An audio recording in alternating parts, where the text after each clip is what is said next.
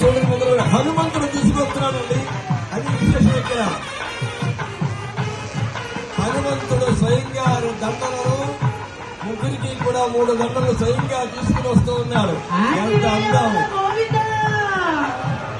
ఎంత ముచ్చట, ఎంత అందం, ఎంత ఆనందం. హనుమంతుడు ఆ రామయ్య కింద ఈనాడు వెంకటేశ్వరుడిగా అవతరించాడు. అదే రంగుతో, అదే రూపుతో ఆ స్వామి ఆనాటి ఆ అయోధ్య వాసుడే ఈనాడు వాడపల్లి వాసుడిగా విజయం చేశాడు. వారికి నేను స్వయంగా దండలు పట్టుకొచ్చిద్దామని ఇదిగో ముగ్గురికి 3 దండలు సమర్పించాడు స్వామి. అందరూ కూడా గట్టిగా చెప్పండి, ఆంజనేయ వరద గోవిందా. ఎంత ముచ్చటగా ఉందండి, చాలా చాలా